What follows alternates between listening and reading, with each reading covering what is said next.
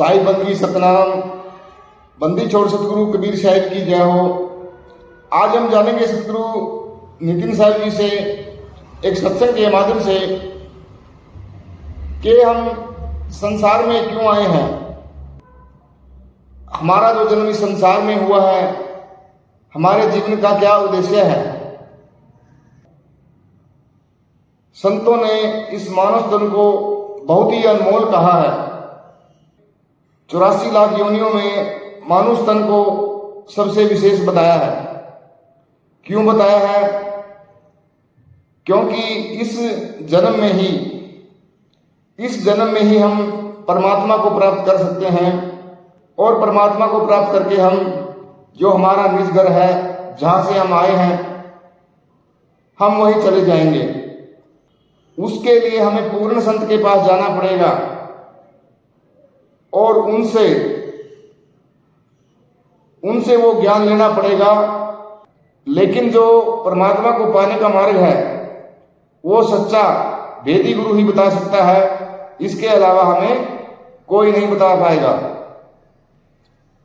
तो हमें इस जीवन में इस मानव तन जो हमें मिला है, इसका कल्याण अगर करवाना है और हमें दोबारा इन 84 लाखों से बचना है, हमें सच्चे सदगुरु की खोज करनी चाहिए और अपना जीवन हमें सफल बनाना चाहिए। वो कृष्ण जी हैं या जो लहसुन प्याज तक नहीं खाते वो कृष्ण जी हैं? ये दोनों ही नहीं है। कृष्ण जी शरीर हैं ही नहीं और हम भी शरीर नहीं है। हमें तो एक रोल मिल गया शरीरों का। किसी को कोई शरीर पकड़ा दिया, किसी को कोई शरीर पकड़ा दिया कि चल बेटा इस दुनिया में अब रोल प्ले करके आ। जो रोल हमें मिला, हमने अपने आप को इतना रमा दिया उस रोल में कि अब हम उस रोल से हटके अपने आप को नहीं देख पा रहे। आज भी फिल्मों में किसी को राजा महाराजा का रोल मिल जाए और वो बहुत ज्यादा रम जाए तो उसके डायलॉग घर में भी ऐसे चलते हैं, खाना पेश किया जाए। अब बीवी कहेगी भाई ये ड्रामा अपना भाई, ये दिमाग में ऐसा फिट हो जाता है। उसके बाद उनको साइकेट्रिक डॉक्टर के पास जाना पड़ता है।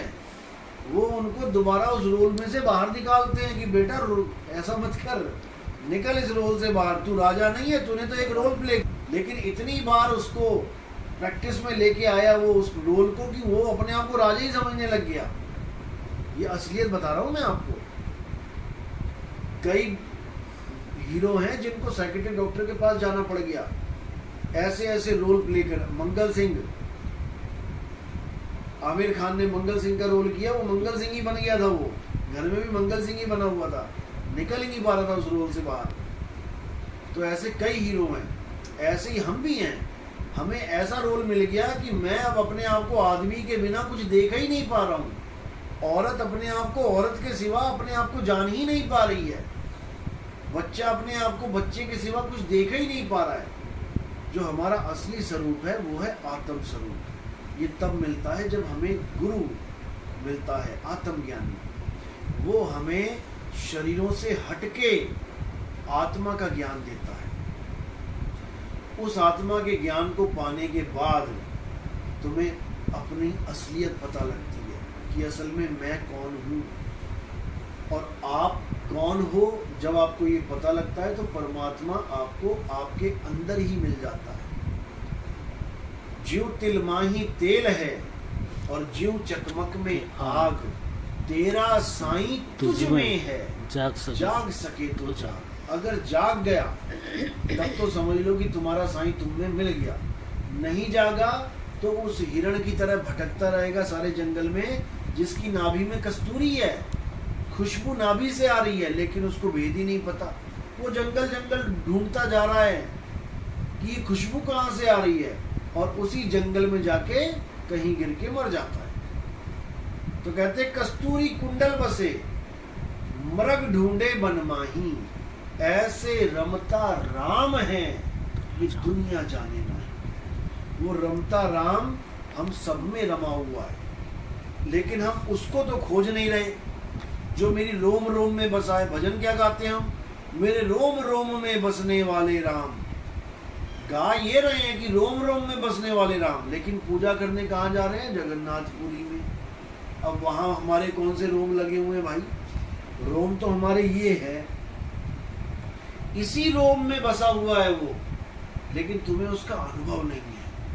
जब आत्मज्ञानी गुरु मिलता है तो इसी रोम में से करंट निकलता है, तरंगे निकलती हैं, फिर तुम्हें पता लगता है ये है राम। इसको राम बोला है सब संतों ने। संतों ने घट में राम बोला है।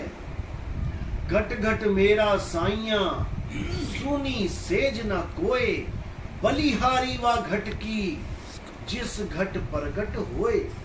मीराबाई के घट में प्रकट हो गया, आज देखो दुनिया जानती है मीराबाई को। तुकाराम जी के घट में प्रवेश हो गया, मालिक प्रकट हो गया, तुकाराम जी को सब जानते हैं। रविदास जी के प्रकट हुआ, रविदास जी को सब जानते हैं। ऐसे सारे संतों को, नानक जी को, मलुकदास जी को, गरीबदास जी को, सबको घट में ही मिला है वो। किसी ने ये नहीं कहा कि मैं उस मंदिर में गया और मैं भगवान को प्राप्त करके आ गया। प्राप्त कहाँ करके आ गया? तो देख के आ गया मूर्ति वापस घर। प्राप्त कहाँ कर लिया? जब प्राप्त हो जाता है तो वो जुदा नहीं होता, फिर वो एक हो जाते हैं। अब तो जाए चढ़े सिंहासन, मिले हैं सारंग पानी। सारंग पानी है नहीं परमात्मा, ऐसे मिल गए हैं। और राम कबीरा एक भये हैं, कोई न सके पहचानी। वो तुम्हारा परमात्मा तुम्हें घर में ही बैठे मिल जाएगा, तुम्हें एक कदम जाने की जरूरत नहीं है। हाँ, आज तक जाते थे ठीक है, उसकी महिमा सुनते थे ठीक है, जैसे स्कूल जाते थे ठीक है, लेकिन स्कूल जाते थे हम नौकरी करने के लिए। नौकरी स्कूल में थोड़ी नहीं मिलेगी, नौकरी मिलेगी बाहर। स्कूल में होगी तैयारी।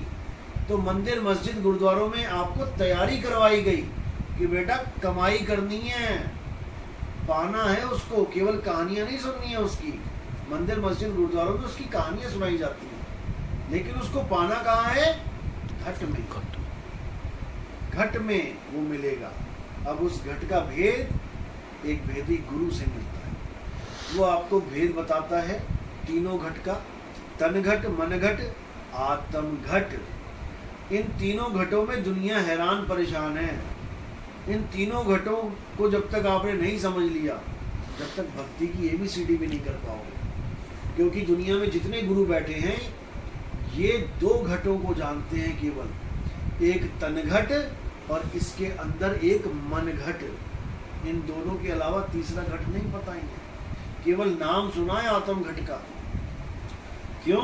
क्योंकि ये लोग क्या करते हैं, जब परमात्मा की बात आती है तो ये लोग आपको आपके शरीर के अंदर खोजने की बात करते हैं कि कहाँ परमात्मा रहता है। तुम्हारे शरीर के अंदर परमात्मा रहता है, बस यही दिक्कत है। परमात्मा हमारे घट में रहता है, हमारे शरीर घट में नहीं।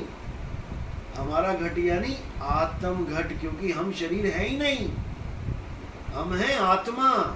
और परमात्मा मुझ में रहता है। तेरा साईं तुझ में है, ना कि तेरा साईं तेरे शरीर में है। बस इसमें महीन सा फर्क है, लेकिन इस फर्क को अगर समझ लोगे तो बात बन जाएगी। मैं इस मकान में बैठा हूं और मेरे अंदर मेरा दिल है। अब दिल मेरे अंदर है या मेरे मकान के अंदर? बस इतना समझना है। दिल मेरे अंदर है और मैं मकान के अंदर हूं, लेकिन तुम पूरे मकान में खोज लो, तुम्हें दिल नहीं मिलेगा कहीं। दिल खोजने के लिए तुम्हें पहले मेरे अंदर घुसना पड़ेगा। इसी प्रकार तन घट और मन घट, इन दोनों में खोज नहीं करनी है, क्योंकि ना मैं तन हूं और ना मैं मन हूं, मैं हूं आत्मा। तो आत्मज्ञानी गुरु पहले इन दोनों घटों को किनारे कर देगा। बेटा तन को भी छोड़ और मन को भी छोड़। अब समझ कि आत्मा कहाँ है, क्योंकि पंखा चल रहा है तो इसका मतलब करंट है, और पंखा नहीं चल रहा इसका मतलब करंट नहीं है। अब मैं चल रहा हूं यानी मेरा शरीर चल रहा है, तो इसका मतलब आत्मा है। और कोई शरीर पड़ा हुआ है, इसका मतलब आत्मा नहीं है। तो जब मैं चल रहा हूं और आत्मा है, तो मुझे केवल और केवल आत्मा का ही ज्ञान चाहिए। मुझे तन का और मन का ज्ञान नहीं चाहिए। तन मन में तो मैं वैसे ही फंसा पड़ा हूं। तो वो गुरु क्या करता है, वो तन घट और मन घट को अलग कर देता है। और तुम्हें तुम्हारा आत्म घट समझा देता है कि बेटा आत्म घट कहाँ पे है। अब तुम्हारा जो फोकस होता है, सीधा फोकस तुम्हारी आत्मा पे आ जाता है। जब तुम्हारी आत्मा पे फोकस आ जाता है तुम्हारा, उसको कहते हैं विहंगम चाल, यानी तीर का सीधा निशाना निशाने पे, चिड़िया की आंख पे। अब अर्जुन को पूछा कि भाई क्या दिखाई दे रहा है, तो वो कहता मुझे चिड़िया की आंख दिख रही है और कुछ नहीं दिख रहा है। तो गुरु द्रोणाचार्य ने कहा कि बेटा तू लगा निशाना। और बाकियों से पूछा तो कोई कहता चिड़िया की पूंछ दिख रही है, कोई कह रहा पेड़ दिख रहा है, कोई कह रहा पत्ते दिख रहे हैं। जब तक सब कुछ दिख रहा है तब तक कुछ भी नहीं दिख रहा, और जब केवल वो दिख रहा है तो समझ लो सब कुछ दिख गया।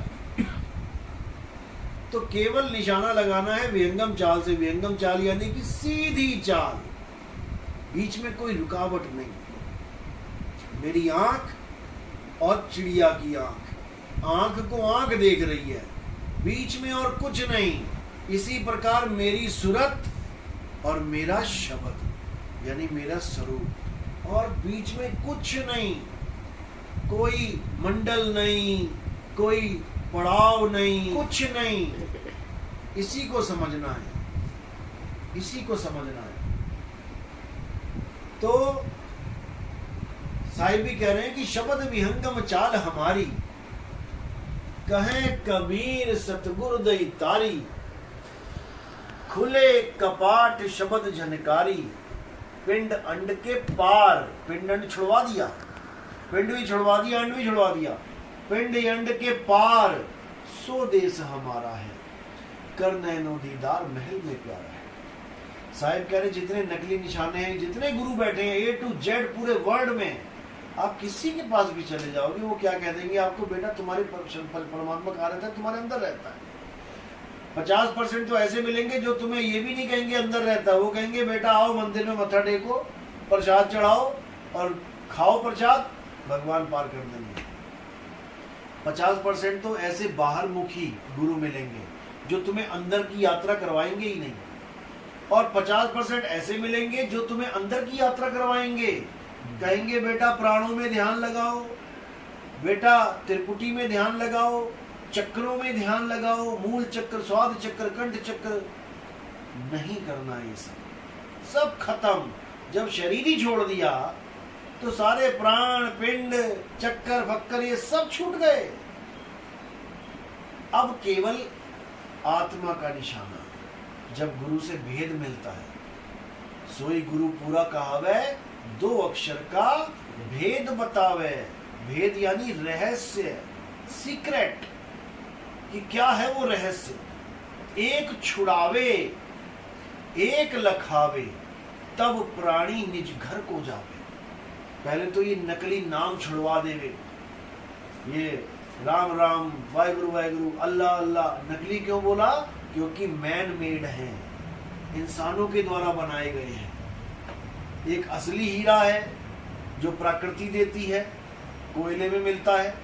एक नकली हीरा है, वो फैक्ट्रियों में बनता है, उसको हम कांच कह देते हैं। कांच का हीरा देखने में बिल्कुल वैसा लगेगा, लेकिन जब घन पड़ेगा ऊपर तो फूट जाएगा। एक असली सोना है जो मिट्टी में मिलता है, एक नकली सोना है जो फैक्ट्रियों में बनता है। सोने के कुंडल, सोने के नकली जो गलियों में 50-50 रुपए में बिकता है, इसमें मिलावट है। मिलावट है, दोनों नकली हैं। कांच भी नकली, सोना भी नकली। असली क्या है? जो प्राकृतिक है। इसी प्रकार प्राकृतिक क्या है? जो असली नाम है वो अपने आप से है, और जो नकली नाम है वो इंसानों ने बनाए हैं। क्योंकि जब आदि मानव था, जब इंसान आदि मानव था, इस दुनिया में पहली बार आया, उसके पास 4 तत्वों में से 5 तत्वों में से 4 तत्व थे यूज करने के लिए। वैसे 5 तत्व होते हैं, आकाश, हवा, अग्नि, पानी और धरती। इन 5 में से केवल वो 4 ही यूज कर पाता था। 5वां तत्व उसके पास था ही नहीं। कौन सा तत्व नहीं था उसके पास? अग्नि नहीं थी। जब वो इस दुनिया में आया तो उसके पास अग्नि नहीं थी, अग्नि की खोज की उसने। कैसे खोज करी? माचिस की फैक्ट्री में जाके पत्थर से पत्थर टकरा के, वहां से उसकी बुद्धि चली कि आग भी कोई चीज है। उस आग से ही उसका जीवन बदलना शुरू हो गया, नहीं तो जानवरों की तरह रहता था। अब जब उसने आग की खोज कर ली तो वो साइंटिस्ट बन गया। खोज करने वाले को साइंटिस्ट कहते हैं। आग की खोज आज के युग के इंसान ने नहीं करी, वो उस इंसान ने करी जो कुछ बोलता भी नहीं था, जो कुछ जानता ही नहीं था, जो कपड़े भी नहीं पहनता था, जानवरों की तरह नंगा रहता था। उसने आग की खोज करने के बाद धीरे धीरे धीरे इसकी खोज करी, अक्षरों की खोज करी। ये जो हम अक्षर बोल रहे हैं ये खोज है, ये भगवान की देन नहीं है, ये हमारी खोज है। अगर भगवान की देन होती तो सारी दुनिया की एक ही देन होती। जैसे भगवान ने 2 आंखें दी, 2 कान दिए तो सारी दुनिया के आदमियों को 2 आंखें 2 कान दिए। भगवान ने हवा पानी आग दी तो सारी दुनिया के लोगों को एक सी हवा पानी आग धरती दी। लेकिन जो अक्षर हैं ये हर देश के, देश छोड़ो हर 10 किलोमीटर पे भाषा बदल रही है, अक्षर बदल रहे हैं, सब कुछ बदल रहा है। इसका मतलब ये मैनुअल है, ये आदमी के द्वारा रचित है। हिंदुस्तान में हिंदी चल रही है, अमेरिका में अंग्रेजी चल रही है, जर्मनी में जर्मनी चल रही है, जापान, इटली, फ्रांस, चाइनीज, ताइवानी, कितनी भाषाएं चल रही हैं। ये सब आदमी। अब यही आदमी भगवानों के नाम बना के बैठ गया। किसी ने राम बना लिया, किसी ने हरे कृष्णा बना लिया, किसी ने वाहिगुरु बना लिया। ये बनाए कैसे? इन अक्षरों से। अगर ये अक्षर ना होते, या रा ला वा शा वाली लाइन ही ना होती तो राम का रा कहां से लेके आते? पा फा बा भा मां नहीं होता तो मां कहां से लेके आते? हिंदू का हा, मुसलमान का मां, ईसाई का ई, सिख का सा कहां से लेके आते? किसी भी धर्म का नाम, किसी भी जात पात का नाम, किसी भी भगवान का नाम अक्षरों से है, और ये अक्षर हमने बनाए हैं। अगर इस दुनिया से सारे अक्षर हटा दो, कोई किसी का नाम तक नहीं बोल सकता कि तुम्हारा नाम क्या है। जैसे गाय, बैल, बकरे, कुत्ते, बिल्ली, हाथी, घोड़े बिना नाम के ही जी के चले जाते हैं दुनिया में। 100 गाय चल रही हैं, सड़क पे खड़ी हैं, एक दूसरे का नाम नहीं जानती, लेकिन पूरा जीवन जी के चली जाती हैं एक दूसरे के साथ। ऐसे ही इंसान भी बिना नाम के अगर होता, बिना अक्षरों के, तो ऐसे ही जीवन जी के चला जाता, एक अक्षर ना बोल पाता। तो ये जात पात कहाँ रहती, ये नाम कहाँ रहते? आज तो भगवान का नाम लेने के लिए एकदम याद करते हैं, राम राम राम राम राम। अगर अक्षर ना होते तो कौन सा नाम लेते भगवान को याद करने के लिए? तो यानी अक्षर नहीं तो भगवान ही नहीं। अगर अक्षर नहीं तो क्या भगवान ही नहीं? भगवान तो फिर भी है। यानी अगर तुम्हारे कान नहीं, बहरा है, बहरे ने ना कभी राम सुना, ना कभी श्याम सुना, ना कभी वाहिगुरु सुना, ना कभी अल्लाह, ना गॉड सुना, लेकिन भगवान तो उसके लिए भी जीवित है ना। अब उसको अगर भगवान को पाना है तो वो क्या जपेगा? उसको कुछ जपने की जरूरत नहीं है, क्योंकि जपने से वो मिलता ही नहीं है। वो बिना जाने कि इसका नाम पानी है, क्या बहरा पानी नहीं पीता? जो आदमी बहरा है क्या वो पानी नहीं पीता, या सांस नहीं लेता, या खाना नहीं खाता, या फल फ्रूट नहीं खाता? हर चीज को वो यूज करता है बिना नाम जाने, क्योंकि वो बहरा है, उसको नहीं पता फल का क्या नाम है, इसका केला, संतरा, चीकू क्या है, लेकिन फिर भी वो उस चीज को आहार कर लेता है। बिना नाम के उसका काम चल रहा है। लेकिन जब हमारी बारी आती है, हम कहते हैं ना भैया, नाम के बिना काम नहीं चलेगा। वो बिना नाम जपे परमात्मा को पालेगा बहरा, अगर उसे भी गुरु मिल गया तो। लेकिन हम कान वालों को इतना विश्वास नहीं है कि नाम नहीं मिलेगा, नाम नहीं जपेंगे तो परमात्मा मिल जाएगा। किसी को विश्वास ही नहीं होता हमारी बात पे। कहते हैं ऐसा कैसा गुरु आ गया, नाम ही छुड़वा देता है, भगवान ही छुड़वा देता है। अरे भैया, भगवान छुड़वा नहीं देता, भगवान पकड़ा देता है और नाम छुड़वा देता है। एक छुड़ाए एक लखाए, तब प्राणी निज घर को जाए। यानी प्यास लगी है तो पानी के नाम थोड़ी नहीं जपने हैं, और पानी के कोई नाम जप रहा है तो क्या करेंगे हम उसको? अरे छोड़ इसको, वो सामने मटका पड़ा है उसमें जाके पानी पी। तो नाम छुड़ाए और मटका लखाए, मटके में से पानी पिएगा उसकी प्यास बुझ जाएगी। नामों की कोई जरूरत नहीं है। नाम है जप में, नाम है तप में, ना एकांत निवास में, और मोह को कहां ढूंढे रे बंदे, मैं तो तेरे पास में। खोजी होए तुरंत मिल जाऊं, एक पल की तलाश में, और कहे कबीर सुनो भाई साधो, मैं तो हूं विश्वास में। आपको पूर्ण विश्वास करना पड़ेगा कि मेरी आत्मा में परमात्मा का वास है, तब तो वो प्रकट होगा। और पता लगा गुरु से नाम ले लिया लेकिन अभी भी ध्यान वहां मंदिर में है कि जाओ मत्था टेकाऊं जाके, तो सारी उम्र नहीं मिलेगा, कभी नहीं मिलेगा। ये पूर्ण विश्वास करना होता है तुम्हें कि परमात्मा भगवान शरीर नहीं है। वो कह रहा है मैं शरीर नहीं हूं, और इन लोगों ने पत्थर बना दिया भगवान। गीता में भगवान कह रहे हैं हे अर्जुन, तू और मैं शरीर नहीं है। वो शरीरों को भी खंडन कर रहा है, और यहां पर पत्थर को भगवान बना के पुजवा रहे हैं ये लोग। बस यही दिक्कत है। आत्म खोजी बनना है, आत्म ज्ञानी बनना है। आत्म ज्ञानी को ही गीता में स्थित प्रज्ञ बोला गया है। हे अर्जुन, जो अपनी आत्मा में स्थित हो जाता है, जो अपनी आत्मा में संतुष्ट हो जाता है, जो अपनी आत्मा में तृप्त हो जाता है, तृप्त जो बंदा तृप्ति हो गया, अब उसको क्या चाहिए? कुछ नहीं चाहिए। अध्याय 3 17वां श्लोक है ये जो मैं बोल रहा हूं। जो अपनी आत्मा में तृप्त हो जाता है, संतुष्ट हो जाता है, उसके लिए कोई धार्मिक कर्म कर्तव्य लागू ही नहीं होता।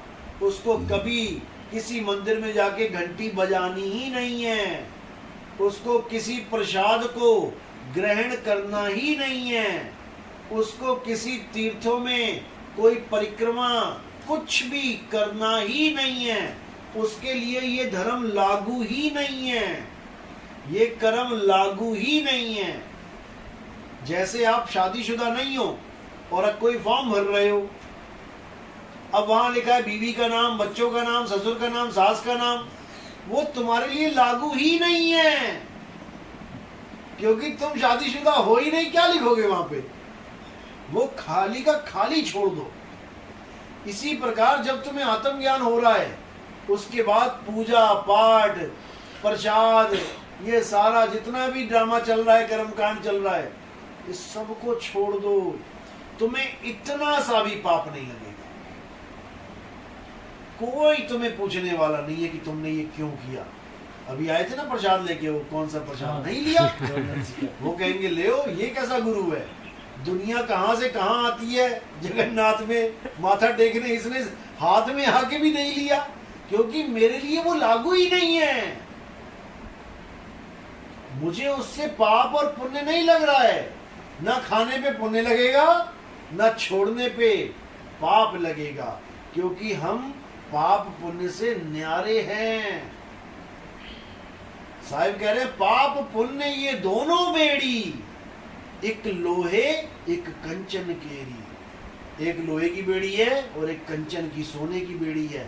इसलिए आत्मज्ञानी पाप और पुण्य से ऊपर उठ जाता है, उसको किसी की जरूरत नहीं है। अध्याय 3 18वां श्लोक। हे अर्जुन, जो अपनी आत्मा में स्थित हो जाते हैं, जो आत्मज्ञानी हो जाते हैं, वो किसी अन्य जीव पर निर्भर नहीं रह जाते।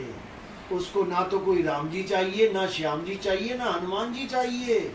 वो अपनी आत्मा में तृप्त हो गया, उसका परमात्मा उसकी आत्मा में विराजमान है।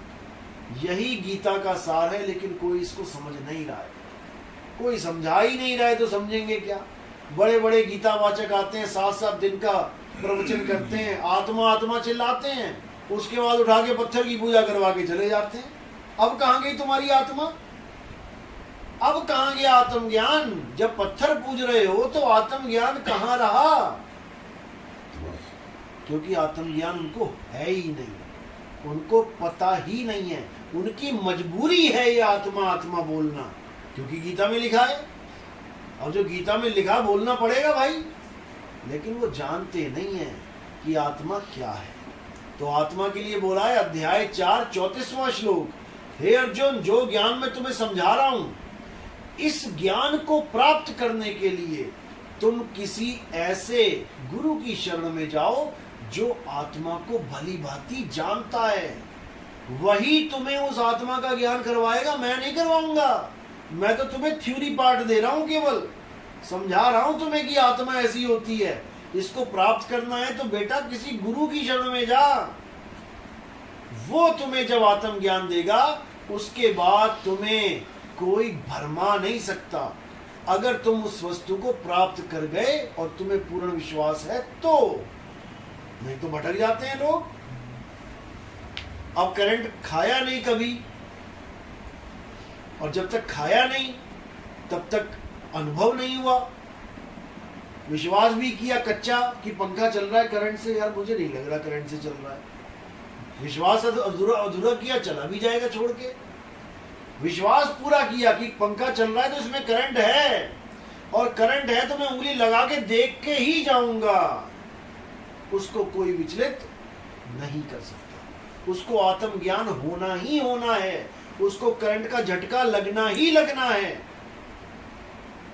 तो ये है आत्मज्ञान। इसके प्राप्त होने के बाद आपको किसी की जरूरत नहीं पड़ती, आपको मेरी भी जरूरत नहीं पड़ेगी। आप फ्री हो जाओगे, अकेले हो जाओगे।